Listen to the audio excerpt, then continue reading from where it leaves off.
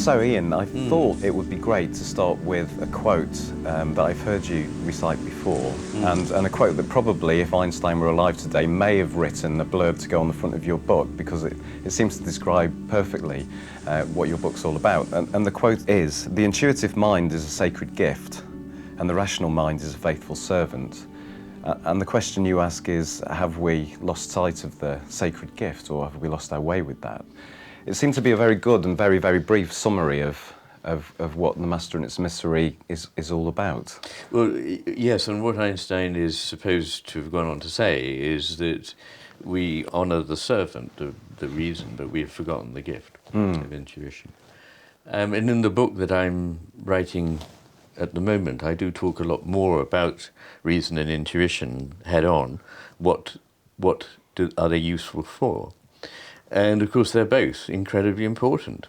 And my message is certainly nothing to do with that we should stop being rational beings. I think we're being extremely irrational and unreasonable beings by over-trusting a kind of very narrow, mechanistic rationalizing about everything in a way that in the past would never have been thought appropriate.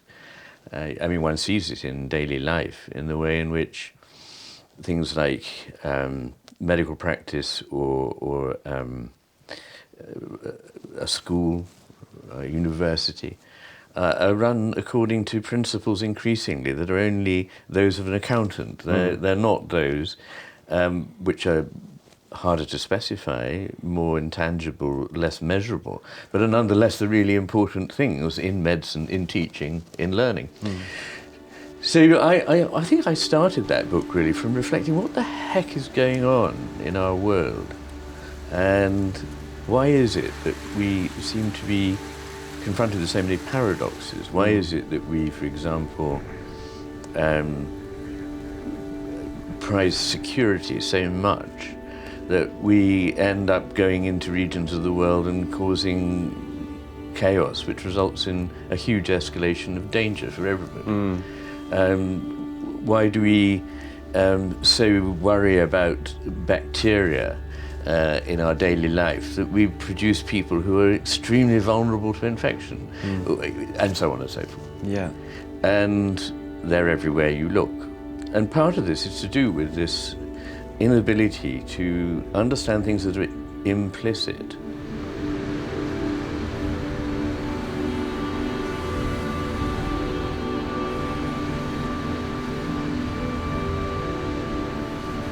Perhaps I ought to go back a bit to where I was when I made the decision to study medicine.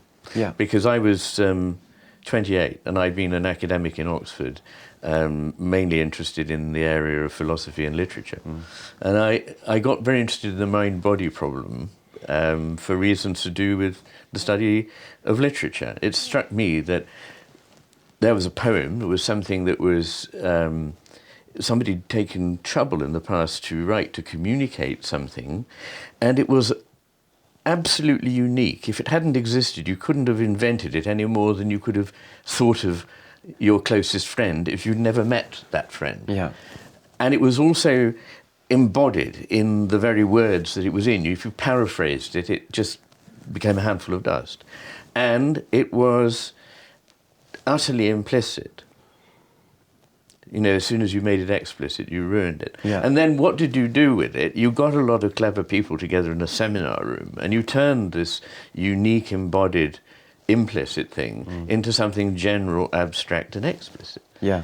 And to cut a long story short, it struck me that there was a problem with our thinking in very much like brains in vats about things out there that were objects that didn't have any kind of embodied reality for us. Yeah. And that interested me in what was going on in our brains.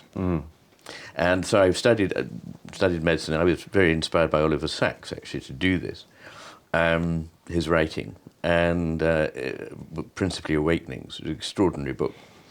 And to see what happened, because that book shows what happens when something goes wrong with somebody's brain and it affects their whole world, or something goes wrong in their mind and it affects their body. Yeah. So these things are deeply, closely connected.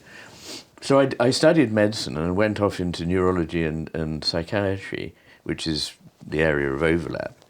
And it was there that I started to ask myself the question, why is the brain divided? You know, in medical school, it was never, I mean, obviously it was mentioned, there it was, we looked at it in dissection and so on, but nobody said, and the reason that this thing is in two halves like this, nobody knew, and nobody even asked the question. And then later, for reasons I probably won't go into in detail now, I learned that the two hemispheres have completely different ways of looking at the world. Yeah. And there was a lot of nonsense talked about hemisphere difference that put serious scientists off the topic altogether. I was told, don't even touch this topic because it's career death.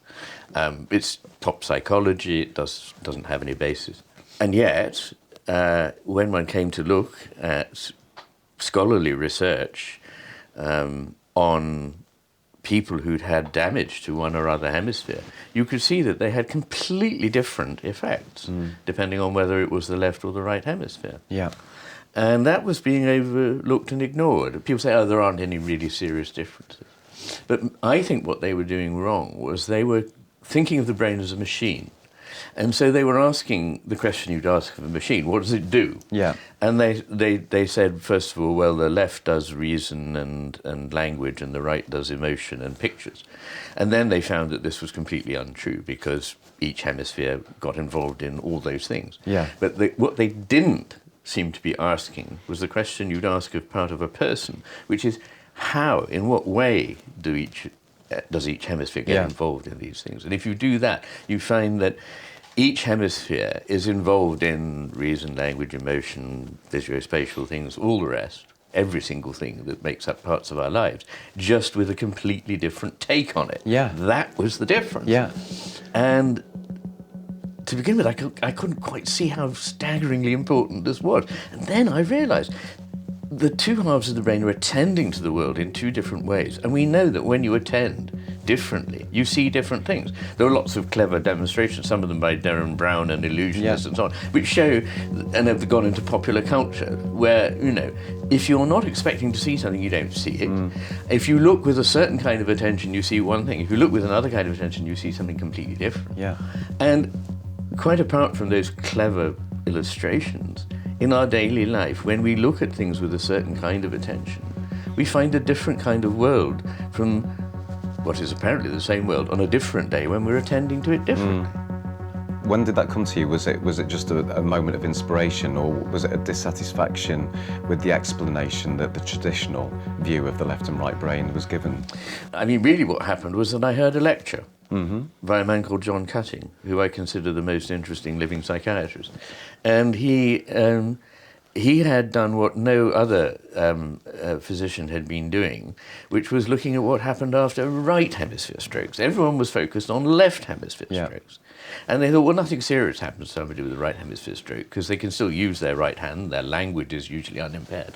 But actually, it turns out that they're much more seriously impaired and harder to rehabilitate after a right hemisphere stroke than after a left hemisphere stroke, even though after a left hemisphere stroke, it's very probable that you won't be able to speak and you won't be able to use your right hand. Now, that surprises people. Yeah. But what John was saying is, when the left hemisphere is damaged, you see these very obvious results.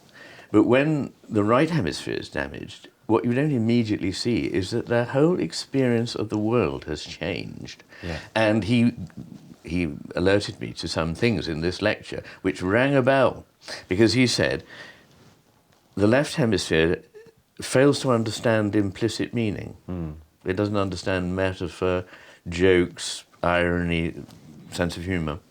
It takes things very literally, in a sort of mechanical way. It is less in touch with the body than the right hemisphere. And literally the body image, which is not just a visual image, but an image in all senses in the brain of ourselves as embodied beings, is in the right hemisphere. And he was saying also that the general ideas, as it were, get collected abstractly in the left hemisphere, but unique instances, embodied concrete instances of things, are better appreciated by the right hemisphere. And at one go, he had just told me something I'd been puzzling about for years, which was clearly the reason I'd found it so difficult to explain in the first book I wrote, which was called Against Criticism, was my problem with what we were doing to works of literature in the university, was that the reason it was hard to explain was that it's the left hemisphere that does the talking. It's my left hemisphere now that is speaking to you. Yeah. And it has set up a kind of language that works well for it. But it's much harder to convey the meanings and knowledge that the right hemisphere has. Yeah. That often, when you make something explicit, you utterly change its nature. You can see this with sex. You can see it with religion. You can see it with jokes. You can see it with poems. You know, and that when you disembody something, you utterly change its reality for us and how we relate to it. Yeah. And that when you abstract and generalize something, you've completely lost what was unique and special about it. Yeah. And I suppose the longer and the more precise you think you're becoming, in fact, the further away you could be actually heading. And Well, that's right. And you're doing a rather paradoxical thing, is you're destroying the thing that you're trying to examine in the process of examining it. Yeah. And very often, I think, what we as a society have been tending to do in the last 150 years is increasingly to denature the world by our way of talking about it abstractly, mechanically, reductively, and that we have not attended to, because it's harder to see, what has been lost, and what, as it were, the part of us that understands the implicit knows. Yeah. Now, the implicit is enormous compared with the explicit. The bit that we actually see explicitly in the center of our focus of consciousness is minute. It's conservatively estimated to be much less than 5% of all the stuff that we're knowing and experiencing. Yeah. And probably it's very, very much less than that. Yeah. So the unconscious mind, which includes the whole of our bodies as well as the other parts of the brain and so forth, is taking in, dealing with, assessing and responding to the world, knowing things, as it were, that in our explicit conscious minds we've ruled out. Yeah. We don't talk about them, and we've said we don't believe in them. Yeah. So that actually skews the picture of what the world is, who we are, and how we relate. Yeah. But for this to be the case, it must be true then that there was a time when it was very useful for us to rely on this left brain dominance. Absolutely. And therefore we did more of it, and it became a habit. It became a habit we haven't been able to break, and it's one that is leading us, into the world, what's led us into the world we have today. Yes. So how did we lose? How did we lose the balance? Because if we've become so dominant, how did that take place? That's a very interesting and difficult question to answer, and I don't think I've got a simple answer. But what I can say is that in the second half of my book, The Master and His Hemisphere, I look at the course of Western civilization through the lens of what we know about these societies in terms of the emphasis that might be laid on what the right hemisphere can see and what the left hemisphere can see.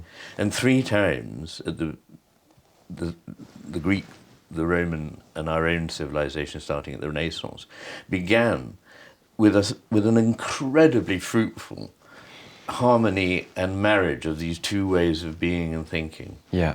In other words, the left and right working together as they should do. But over time, in each case, not just in our own case, what I would call the take of the left hemisphere solidified, fossilized, and became the normal way of thinking. And as a result, each of those civilizations collapsed. Yeah. And when they collapsed, a lot of people would say they were absent for about 1,000 years. Well, we haven't got 1,000 years. No. So No, and so this is the point we're at, perhaps, where we have this, society with the pursuit of happiness leading to people being dissatisfied often, or feeling like maybe the next thing to come is just around the corner. So there's a yearning, often, or the quest for freedom. Wanting to be free all the time, but then being completely paranoid about security, or are we safe? Well, ending up being more surveyed and monitored and spied on than any society since time began. Exactly, in all ways, probably from walking in busy cities where everything follows, or even online where it seems that's the case too. Yes. So soon, no doubt, we'll have little chips in us. The state will insist on these so that it can track in our own interests, so that if we get lost or hurt, able to find us. In a So how might we break that cycle of feeling like the pursuit of happiness is something that we need to drive towards with that left brain dominance all the time of lists of things we must do or things that we have to... Well, the first thing to do is to understand what we're doing wrong. Yeah. I mean, as a psychiatrist, I know it's no good telling people what they must do. I often know quite soon after meeting them that it would be a very good idea if they did several things. Yeah. But it's no good to say that. Yeah. What you first need to do is to get people to the point where they see for themselves that what they're doing is not working and why. So you need to create the right conditions for that to be clear. Well, what I need to do is raise consciousness, and Yeah. that's what I can't myself do very much. I'm a single person nearing the end of his life, so I don't claim and can't to have solutions. Yeah. But what I can do is to open people's eyes to what's going on and how they're actually being deceived into... They're being palmed off, really, with a very, very sad, dwarfed, impoverished version of life, of the world, compared with one we could have and that people in other cultures possibly still do to an extent, although they're becoming westernized much too fast. Yeah. And there's nothing wrong with Western culture. Western culture has many things to be proud of. But it's always about getting this balance between the right and left right. And when I say balance, they need to work together, but the right hemisphere needs to be the one that, as it were, oversees the picture. Yeah. Because literally it sees the bigger picture. Yes. Literally, the left hemisphere has a narrow beam focus of attention. It's like a high-resolution lens that is looking around and picking up details, and then wondering, how do I put all that together? Yeah. Whereas the right hemisphere, literally, its attention is broad and sustained over time. Yeah. And it so therefore sees a bigger picture. It also actually is, interestingly, quite clearly more intelligent. Yeah. So, there's been some very interesting research done recently on what happens to people after damage to parts of the brain in terms of their IQ. Yeah. And a lot of people might assume, well, the left hemisphere, it may have its problems, but it does all that sort of number crunching. Actually, a lot of the intelligent part of maths is to do with seeing analogies with pattern recognition, and goes on in the right hemisphere. And actually I'm writing about that at the moment. I mean, most great mathematicians and scientists, indeed, when describing their discoveries, don't describe a linear process. Yeah. They describe an insight, which then Einstein being another example. It sounds very similar to music when you're describing that to me as well. The mathematics of tone or the mathematics of sequences of notes. Yes. It sounds like a very similar idea where, the great mathematicians see things as, the beauty in the patterns rather than the numbers themselves and the complexity of the math. And beauty is a good word because, in fact, extraordinarily frequently scientists, highly imaginative scientists, I'm not talking about just everyone who works in the lab, but the people who've made the great breakthroughs, a lot of them physicists and mathematicians, consistently describe beauty as one of the guides to what it is that they're finding. Yeah. You might think that intelligence is largely dependent on this slightly boring accountant, as it were, the left hemisphere. Yeah. But it isn't. When people have strokes and damage to the brain, they got a series of 126 people who had a measurable drop in IQ following a brain injury or a stroke. And extraordinarily, almost all, when you overlap them, almost all the areas of interest, in fact, 96% are in the right hemisphere.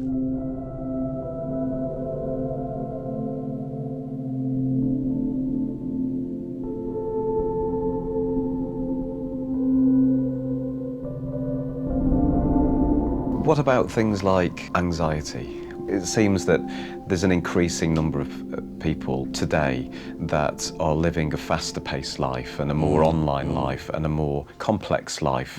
That was another thing I was thinking about, actually, that freedom of information. The freedom and instant access of information means that we can learn anything, or at least we can read anything at the touch of a button or screen. Which is marvellous in many ways. In many ways, but yet, where does true wisdom come from if it's all instantly accessible and then gone and forgotten in a second? Well, yes, wisdom has nothing to do with the acquiring of information. No, exactly. And in fact, a lot of people in the great wisdom traditions and seriously important philosophers have said that wisdom has to do with stopping doing what you commonly mean by knowing things. Yes, yes, stopping that activity, Yeah. put the books away. Exactly. I think there's a lot there in what you're asking. I mean, one of the difficulties is this linear thinking which depends on going for your target and getting things. Yeah. There's the measuring the left hemisphere likes to know how much of something there is. Yeah. It's not so interested in the quality of it, whereas the right Okay. hemisphere is appreciating the unique quality of something. Yeah. Whereas the left hemisphere is assessing how much of this have we got. And that's partly because in humans it has a particular function to do with language, but in most animals its main function is getting food. Yeah. Its main function is manipulating the environment, picking up things to build a shelter or a nest, but food. Yeah. And it's brilliant at that, because what it does is it knows what it's after, it spots it, it locks on to target, and it goes for it and gets it. Yeah. And it's the left hemisphere that controls your right hand, with which most of us do the grasping of things. Yeah. And it controls bits of language with which we say, oh, I've grasped that.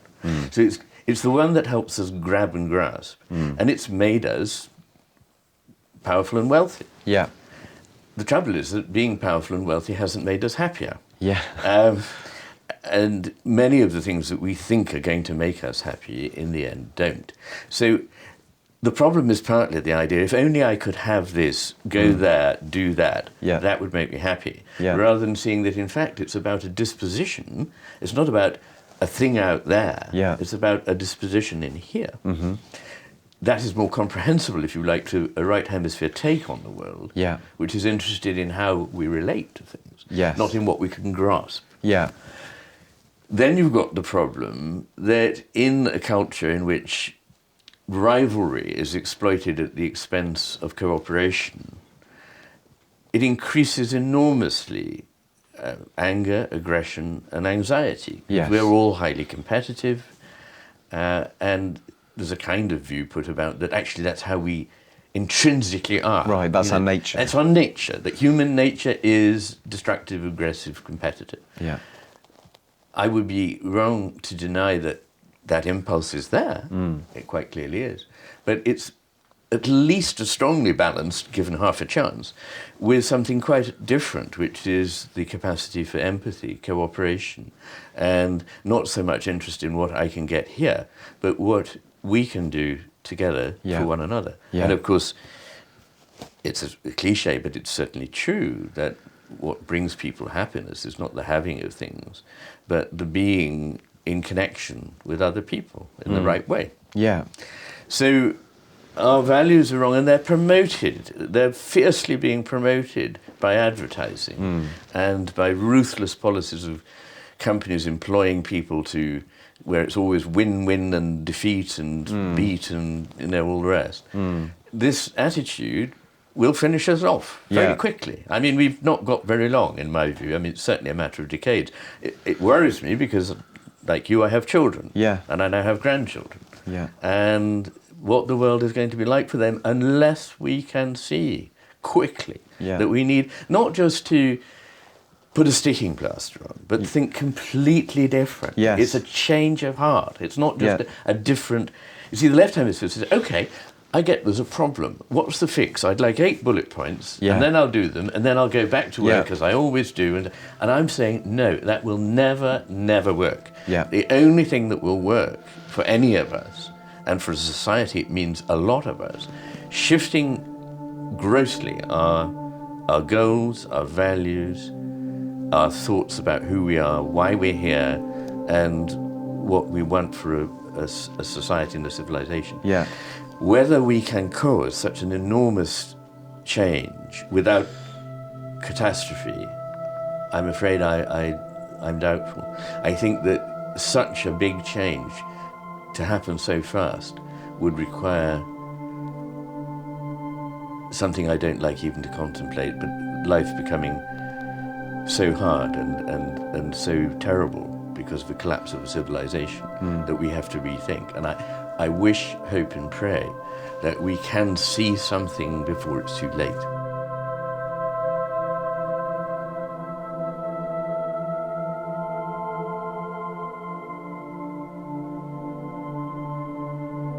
it's not really that difficult. It's difficult because, and only because, we are stuck as we are. We like the way we are. And actually the left hemisphere is literally in various ways more stuck in its set. Once it gets onto something, it locks onto it. Remember, it's locking onto prey. Yeah. So it's got this thing, that's my object, that's my target, and it if you could just disengage it and go, but look, there's something else. Yeah, to choose to do that. Could just choose to do that. We can all choose to do that. Because we've all got it in here. I mean, the great thing is, our brains are much more balanced than this way of looking at the world is making us think they are. Yeah. We're being deprived, in fact, by what we're told.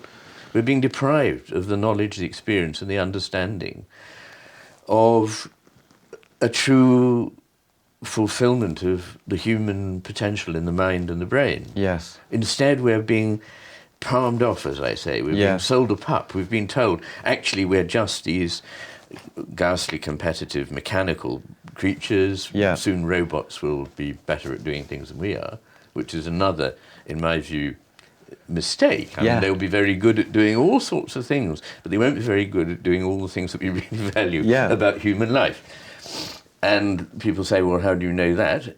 Partly because we need a body, we need emotions, we need things that we don't even understand how they work or where they come from. In order to experience those things. We're not just computers. We're nothing like computers. Yes.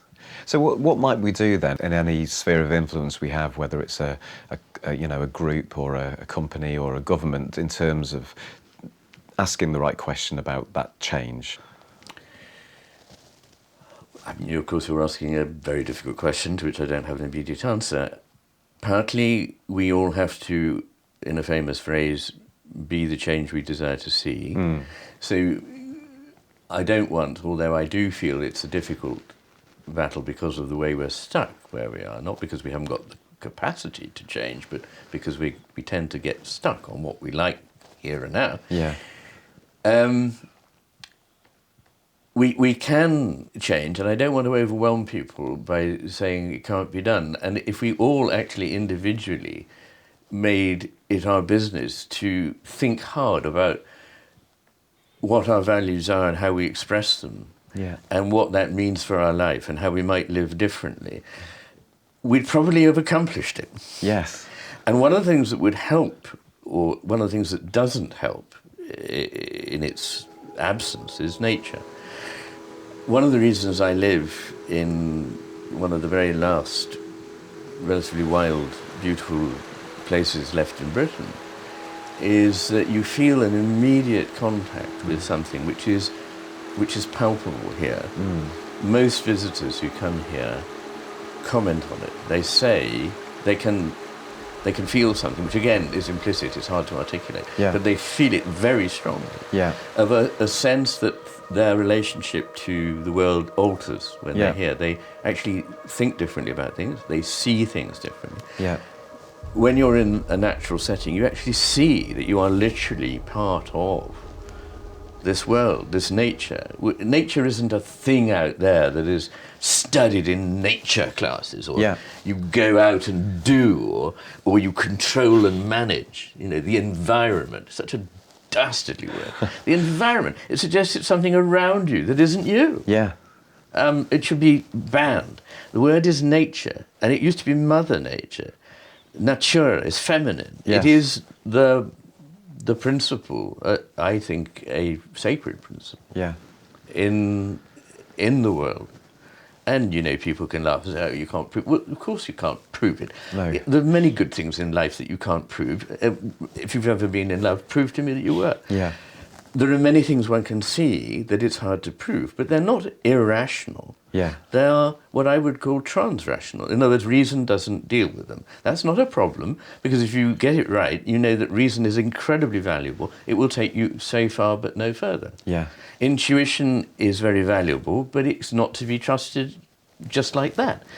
And I always say people who reason well have better intuitions than those who don't. And people who have good practice of respecting intuitions, use reason better. Yeah. So that's a marriage again, it's a harmony that we need to have. Yeah. So if we could get that back, and one of the things might be to try to spend more time, actually, there are parks in big towns, thank God, for most people.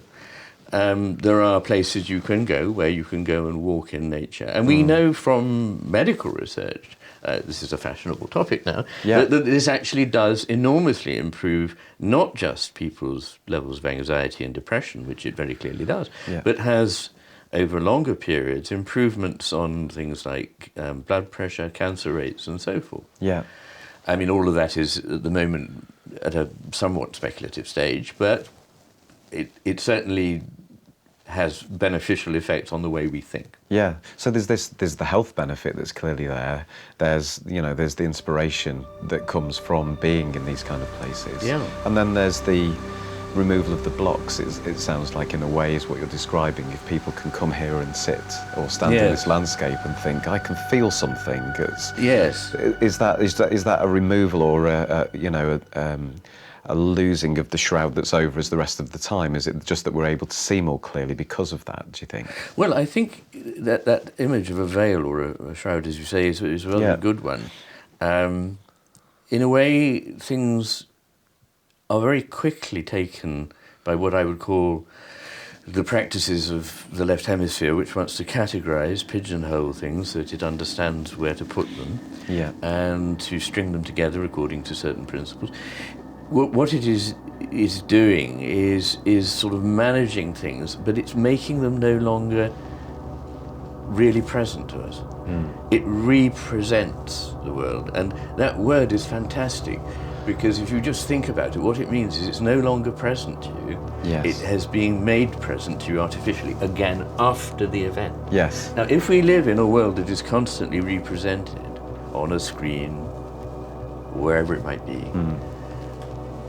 and it doesn't have to be on a screen, we're representing reality all the time to ourselves. Yeah. We're going, oh, it's one of those. Yeah. But if we could get back to the freshness of experience, which is what many of the meditation techniques, mindfulness, and the principles of Oriental wisdom are about, being present, it's a shattering experience, because the world becomes alive again, and becomes marvelous again, and is no longer stressing and pressuring you. You no longer feel, I haven't got time, I can't do this, I can't do that, I can't do anything. Because your mind is being tormented by being asked to attend to far too many things. Yes. And if you can stop that, and it may require a bit of discipline about how you use technology, not being at the beck and call of it, then that is at least a good start. There's a great book called The Winter of Our Disconnect by Susan Moushard. And it's not only a very entertaining and well-written book, but the story is that she, with great opposition from the family, decided that they were going to spend 6 months, just a trial, to see what it was like, and they were all going to go offline. And at the end of the period, to cut a long story short, her children, who'd complained so badly about it, said, oh, we don't want to go back to the way it was. Because what happened was that instead of somebody coming into a room and saying sort of, dinner's ready, and they're going, I'm busy, sort of, and not doing anything really communally, they started to do all kinds of things that they used to do but they've forgotten about. And they made music together, and they laughed, and they just did stuff. And went out and looked at things. And they found that it was revivifying. So I mean, some people may say, well, it wouldn't work for me. Maybe, I don't know. But it's worth a try. And certainly just not being so dependent on one of the things about being here is I can't get a mobile signal. But even when I'm away, I don't give people my number because I never put the thing on. I only have it for an emergency. If I'm in a stuck situation, then, good, I can phone. But not being at that constant, what is it that we say in Britain? People look at their phone every 3 minutes or something. So luckily one can be without that. One can just say, I'm not going to do that. and it doesn't necessarily make you any less efficient. Yeah. In fact, it might make you much more efficient. Yeah, so a simple thing that anyone can actually do, and again, the choice to say, "Oh, I'll do that. I'll try that." Yes. So that might be one. Well, I think that's one. I think education is very important. Yes. I don't want to sound like Tony Blair, but what you said was undisputedly true. Yeah. Education is very important. Yeah. And how we train people is the way we create the society of the future. Yeah. And one thing I feel very sad about is that now, compared with when I was at school, so much of it is tramlined. The great thing I remember at school was that there was a lot of freedom for teachers to teach about what interested them. And most of the classes were discussions. They weren't sort of one way. Right. And mind you, it might be harder nowadays because people haven't learnt the discipline of sitting still and attending. And there might be more problems with actually controlling that situation so that actually fruitful conversation can occur. Yeah. But that's got to happen. Yeah. And, you know, the worst thing you can possibly do, I mean, going back to something I was involved in teaching literature, the worst thing you could possibly do is have a sort of situation where people believe there are, you know, 6 important things to say about George Eliot, and you've got to get them into your essay. Yeah. It discourages original thinking, which seems to me a rather important thing. Yes. And of course, it also substitutes information for true knowledge and understanding. So again, back to retaining information rather than wisdom. And information is pieces of stuff. And this is obviously a real preoccupation of you at the moment, the stuff. And things. The things. So this must be something that's in your mind all the time at the moment as you're working on a new book. Well, yes, it is. I'm writing a book at the moment which is... I'm going to one day find out how to sum it up quickly. But basically what I'm interested in is getting the focus away from things and objects to relationships. A simple... I think comprehensible example is music. Yeah. Music could be thought of as a thing in a way. Yeah. But what is that thing? Let's inspect it. Indeed, let's analyse it in order to find out what it's made of and how it works. Yeah. Perfect left brain stuff. Yeah. Well, it's got notes. What are notes? They're sounds of a certain pitch, but they don't mean anything at all. Let's try taking 2 of them. Well, neither of them means anything. You can add hundreds of things that don't mean anything. They're not going to mean anything. So is it somewhere else? Maybe it's in the gaps between the notes that makes the harmony or the notes that make the melody or whatever. But those gaps are just where nothing is happening. Yeah. And yet, this combination of those points with the gaps between them creates a completely new whole. An experience that can move you to tears. Yeah. And can mean so much. Far from having no meaning, it means enormously. And one of the problems is that because we don't think that relationship is how we understand things and understand meaning, we're being told by people who only look at things that there is no meaning in the world. Yeah.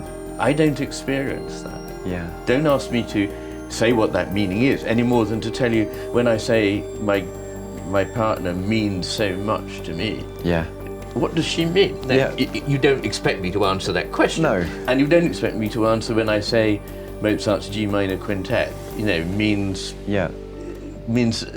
everything, you know. Yeah. And you say, well, can you explain what it means to me? Well, of course I can't.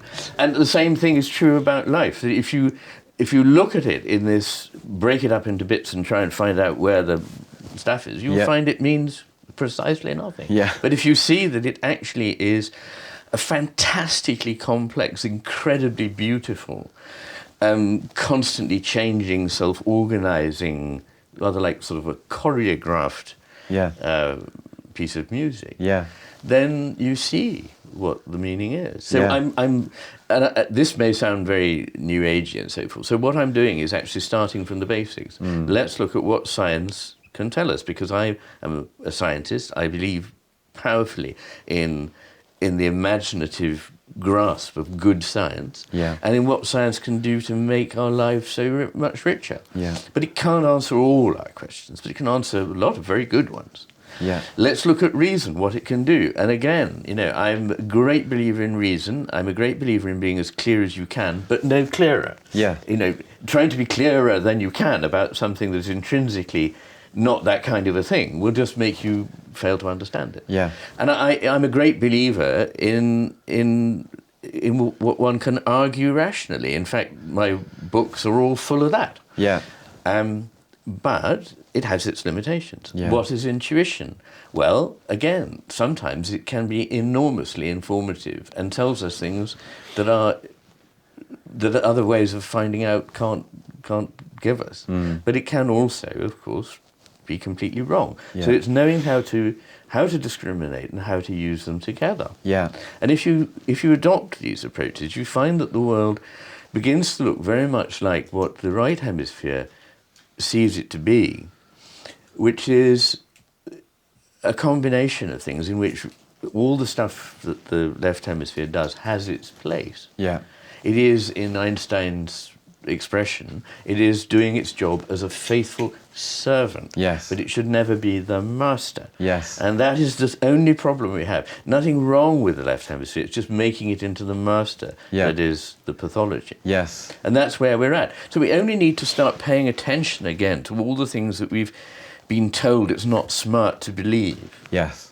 And not smart to give any kind of intellectual time or attention to. Yeah. There should be more emphasis, I think, on the arts, not through some dreary statistical survey of how many people have got through the doors of something, because often that means actually substituting something rather meretricious that will get your numbers up for what is seriously interesting. Yeah. You have to accept that sometimes you're going to do something that makes people think and go, not sure if I like that, but gosh, it's interesting. Yeah. And come back for some more. Yeah, yeah. So our business of sort of chasing figures and, let's get away from that and try and really engage with the power of literature, of drama, of music and so forth at school and in our lives. Not just as, sometimes I get the impression from talking to sort of clever people who are doing terribly well in London that the real business of life is what they do when they're sitting in a very boring office under strip lighting, fiddling with numbers. Yeah. And then they come home all exhausted, having at least done proper work. And then they get entertained by going to the theatre or the opera or something. Yeah. And this is completely back to front, because those entertainments are the things that are actually telling you things about life, enriching your life. Yeah. Whereas the stuff you're doing in the day is not enriching yours or anybody else's life, if you're honest. Yeah. It may be enriching you in the sense of pouring figures into your bank account. Yeah. But is that going to make you happier? Yeah, yeah. And I know it would be lovely to say it does, but all the evidence is it doesn't. Yeah. Yeah, and back to what you said before, the importance of nature, because as you were describing all of these things, I'm also thinking about that and us in it. The way you describe music and the way that the landscape looks here outside your home. In a way, they're the same thing. They're very similar. Yes, not the same, but very similar. Or at least they can create the same emotion or they can create the same inspiration. Well, all of those things help to take us beyond our normal restricted set of ways of thinking. Yes. And that is really what their value is. They put us in touch with something that is other than us, that is beyond us and beyond the very limited set of things that we can know and believe by just doing the normal things we do. Yes. And the trouble is that somehow it's got around that if you're clever, in other words, very left hemisphere, and actually less intelligent and less insightful, you don't even think about those things because they're not really real. Yeah. But actually, all those things, if you attend to them, are speaking to you about things that I think are very real and very important, and indeed are not in any way in conflict, actually, with science. The biological sciences have got a bit stuck in a time warp. They're still very much enthralled to basically a 19th century mechanical world picture, which physics dropped over a century ago. Yeah. And in physics, we're beginning to see that everything is in relationship. Yeah. That actually this very hard substance is, there's hardly anything there. There are things that are relating to one another, doing something very much like, as I was saying, a sort of choreograph, Yeah. a piece of music. In fact, the images are often used Yeah. by physicists as well as by Buddhists. Yes. But these points do come very close. And there's a sort of message that's often put about, people talk like that, but of course no real physicist actually would countenance that there's any real coming together of that kind of a philosophical outlook and what we really know from modern physics. That is not true. I can give 30 to 40 examples of absolutely top physicists who would not throw their hands up in despair. Yeah. There's quite an interesting, I just tell you a very little anecdote. 3 or 4 years ago, I gave the Vice-Chancellor's lecture at a British university. And because it was a named lecture, I thought I'll do what I don't normally do, which is write it down. I normally speak off the cuff. Yeah. So I'd got my text and I arrived early, was invited by the Vice-Chancellor to have a cup of tea. And he introduced himself and said, "I'm a physicist." And I thought, oh Lord, because he said, "But I loved your book," which actually a lot of physicists have written to me to say they find it particularly fascinating, which I didn't anticipate. But in any case, I thought, oh gosh, because in the text I'd written down, I said at one point, the right hemisphere creates a world in which it's almost like Schrödinger's cat doesn't have to be ever alive or dead. Yeah. But the left hemisphere is the world in which it has to collapse into being alive or dead. Yeah. And the Vice-Chancellor said, "I really enjoyed your book." And I was thinking about it. And I think you could almost say that the right hemisphere's world is like the one in which Schrödinger's cat doesn't have to be alive or dead. And the left hemisphere is the one in which it has to collapse into being one or the other. And I thought, phew. And so I went ahead and said it at the lecture. Yeah. And said, and by the way, I have that on the authority of your physicist Vice-Chancellor. So a huge round of applause, I should imagine. So it was a very nice moment of validation. Yeah. I mean, there's a serious point there, which is that, the point about the observer effect on a wave, that it then becomes particulate. Yes. That in putting a certain kind of attention onto the phenomenon, we actually change it. Yeah. Yeah. And so that thing, that a wave is less determinate. Yes. And it's not necessarily in that point or not in that point. Yes. But once it's been observed, it then has to be located in that point. Yeah, which again, that's our involvement in everything, not separate to it. Not separate and outside of it. Yes. But actually partaking of it. Yes. So the universe out there has you and me and our world in it. Yeah. And we have bits of it in us too. Yes. It's a seamless structure. Yeah. There are nodes, if you like, in it, which are what we call things. Yes. Things are particularly obvious little hard nuggets of this stuff. Yeah. But it's all a relative matter. Yes. Matter is a relative matter. Yeah, well, that seems like the perfect place to end. I think it sums up. I think it sums up in a way, at least, everything we've just been talking about. So, thank you very much, Iain. Oh, it's been a pleasure. Thank you.